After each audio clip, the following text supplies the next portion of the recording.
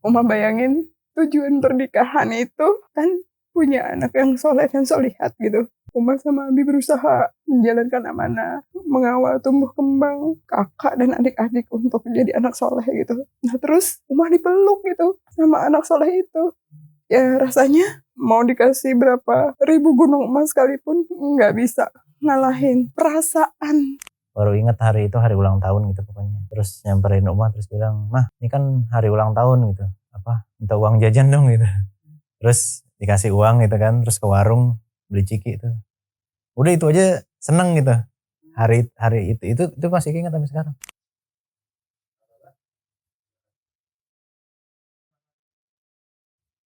Bismillahirrahmanirrahim. Kalau punya uang 1 miliar, mau dipakai belanja apa? Pertama pergi haji, yang kedua bikin sekolah. Sekolah dari TK sampai perguruan tinggi. Di mana sekolahnya? Mungkin di pinggiran Jakarta yang masih sejuk, masih luas, nggak terlalu mahal. Amin. Amin. Halo amin. Halo kakak. Iya. Punya uang 2 miliar? Yuk, satu. Ya udah 2, sama kali ya. Pergi haji bareng-bareng sekeluarga gitu ya. Terus usaha kali ya, bisnis gitu ya. Bikin sekolah. Sama dong. Sedekah, nabung. Ya, nabung. Bantu saudara-saudara. Iya, bantu saudara. Agar Sedekah. bisa mandiri. Lagi pengen liburan kemana? Yang penting keluar kota sebenarnya. Karena luar negeri kan pasti lebih mahal. Ya nggak apa-apa kalau ada uangnya. Ya kalau ada uang kan. Kalau lagi pengen kemana? Iya kan. Yang penting keluar kota yang penting. Kemana? Yang penting keluar kota. Ke mana ya? Oh kalau punya uang 1 miliar balik lagi. Ya jalan-jalan ke mana ya? Ke ini aja. Ke yang di Papua tuh loh. Apa namanya? Wukong itu kan Kalimantan. Apa? Yang surga. Pecahan surga itu Sorong. loh. Ya deket Sorong apa namanya? Pak. Enggak, nama destinasinya. Yang di Papua tuh. Ya kemana aja pokoknya kayaknya keluar kota, keluar negeri. Spesifik kemana ya? Ke pantai apa ke gunung? Oh pantai. Karena naik gunung capek. Pantai kan panas. Pakai payung. Oke. Pengen jalan-jalan kemana? Pengen jalan-jalannya ke Mekah, Madinah deh. Jalan-jalan. Jalan-jalan. Sambil umroh, sambil pergi haji. Turki. It's my dream. It's my dream, Mas. Alasannya kenapa?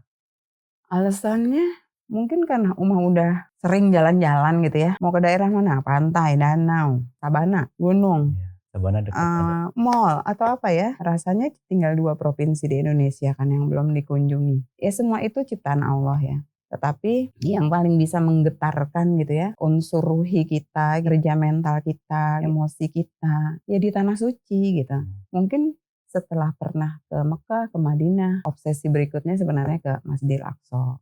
Itu jadi semua tempat ciptaan Allah pasti indah dengan segala kesempurnaan Allah Sang Maha Pencipta. Tetapi yang bisa memberikan pengaruh gitu ya buat kita sebagai pribadi dan akhirnya efeknya kan buat orang-orang sekitar ya ke tanah suci. Jadi alasannya kenapa Mekah dan Madinah ya karena itu. Apa satu momen yang bikin Uma merasa bangga sama kakak? Kalau kakak meluk Uma. Kan kalau ketemu meluk. Iya kalau meluk. Uma bayangin tujuan pernikahan itu kan punya anak yang soleh dan solihat gitu. Uma sama Abi berusaha menjalankan amanah, mengawal tumbuh kembang kakak dan adik-adik untuk jadi anak soleh gitu. Nah terus Uma dipeluk gitu sama anak soleh itu. Ya rasanya mau dikasih berapa ribu gunung emas sekalipun nggak bisa ngalahin perasaan. Ya perasaan seneng ya di bonding sama anak yang kalau saja gitu ya bukan atas pertolongan Allah gitu. Kan banyak misalnya orang tua yang diuji dengan anak-anaknya yang durhaka gitu. Tetapi kemudian Allah kasih hadiah ke Uma, anak-anak yang bisa meluk Uma gitu, nanyain kabar Uma gitu. Ya hal kecil aja gitu yang mungkin sepele gitu ya. Tapi buat orang tua itu rasa dihargailah keberadaannya. Mungkin itu. Berarti peluk dulu.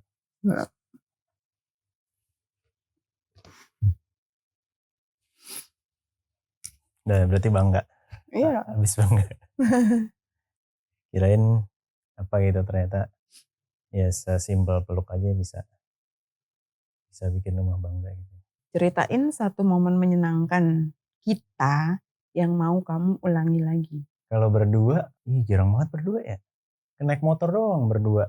Nyari Kan bakso. makanan, nyari makanan naik motor, ya itu menyenangkan sih. Kadang sering cari sarapan gitu ya, atau cari kalau lagi nggak masak gitu ya. Nganterin rumah kantor. Oh iya dulu, ya jemput.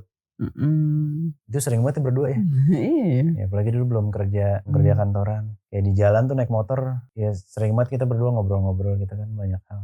Bahkan kalau misalnya mau ngomong sesuatu gitu ya, Naik motor. kita keluar aja gitu naik motor gitu, padahal nggak tahu mau kemana tapi naik motor aja gitu berdua, ya itu menyenangkan.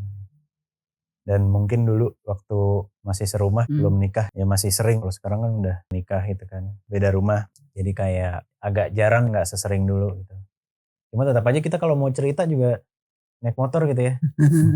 Udah naik motor aja keluar gitu ya. Itu menyenangkan sih. Ya jadi momen naik motor berdua tuh jadi kayak ya momen menyenangkan yang juga pengen diulang terus. Bahkan kita mencari momen itu juga gitu ya. Iya sih momen naik motor kayaknya. Apalagi pagi-pagi dulu kan tuh mah masih kerja tiap hari tuh. Kakak yang anterin gitu misalnya. Nah pergi kerja pulangnya juga jemput siang-siang ya. Beli nanas madu. Ya oke beli buah lah, beli rujak, beli apa gitu pulangnya, Pak es doger gitu kan. Itu momen menyenangkan yang sebenarnya, karena tempat tinggal sekarang udah beda lagi, jadi beda lagi tuh, udah mungkin bukan buah lagi, bukan nanas madu lagi gitu ya, bukan rujak lagi. Apa yang Umah syukuri dari kakak belakangan ini? Pertama, tetap sering nanya kabar Uma, sering video call. Yang kedua, tetap bisa memberikan pengaruh positif buat adik-adik. Kakak tetap bisa memberikan pengaruh baik kepada adik-adik gitu.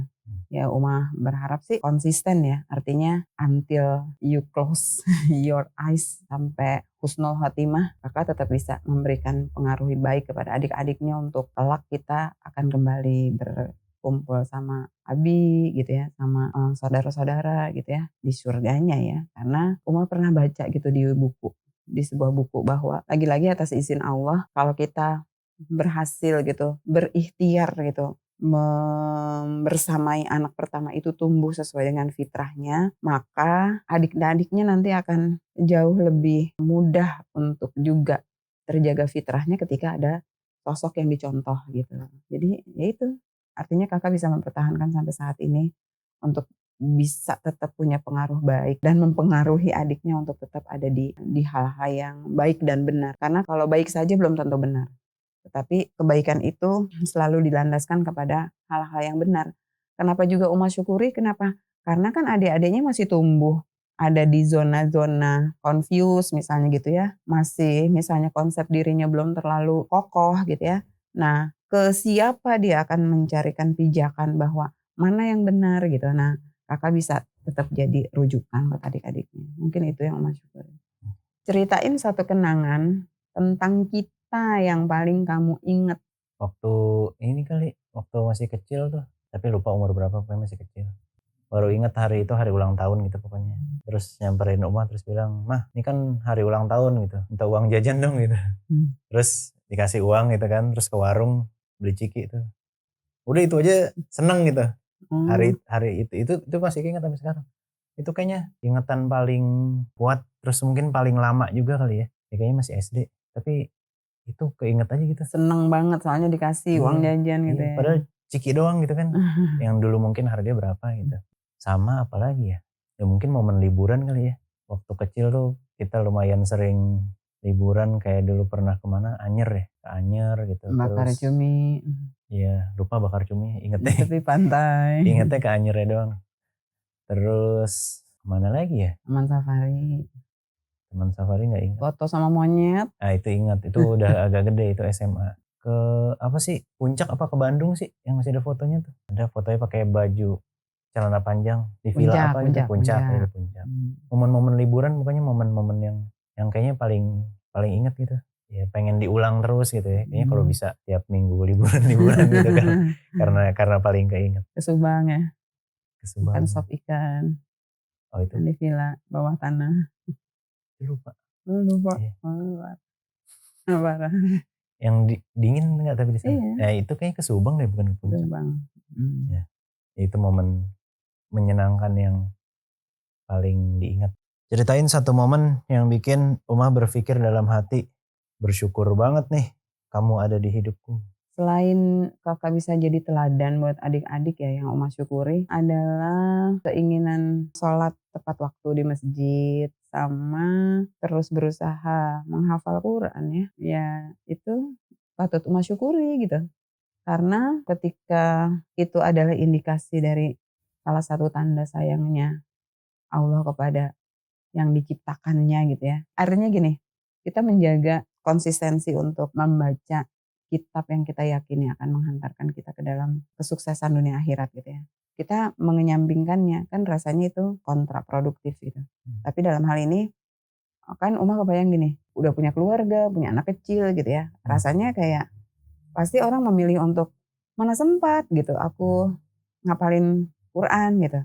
Ya tapi di sela-sela itu yang Uma syukurin, kakak masih ya gitu, mengalokasikan, bukan menyisakan ya, tetapi memang mengalokasikan waktu untuk menghafal Al-Quran.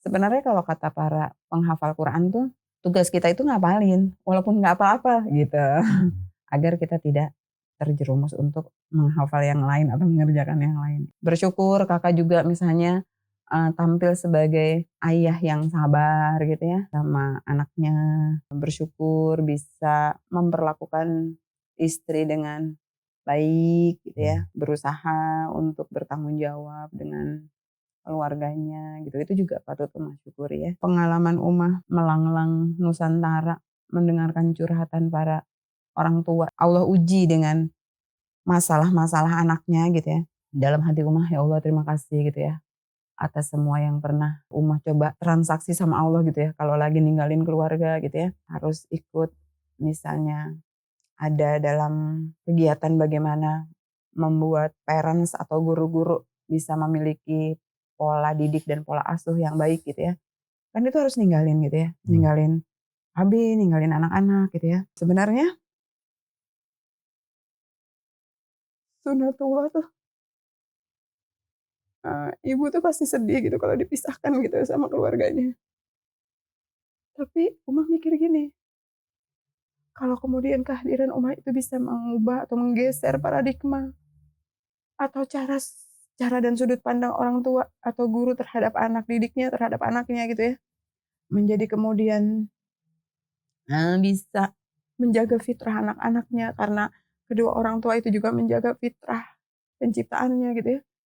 Oh, apa ya, kayaknya yang bisa ngalahin kesedihan Uma tuh ketika kayak mengajak Allah bertransaksi gitu, bargaining gitu. Oke, aku pergi gitu, tapi kasih aku hadiah gitu untuk mensolihkan dan mensolihatkan suami dan anak-anak Uma gitu. Jadi ya Uma bersyukur sih gitu.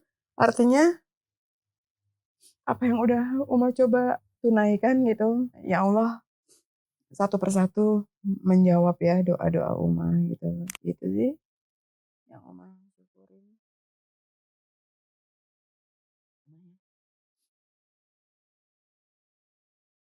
apa pelajaran paling berharga yang pernah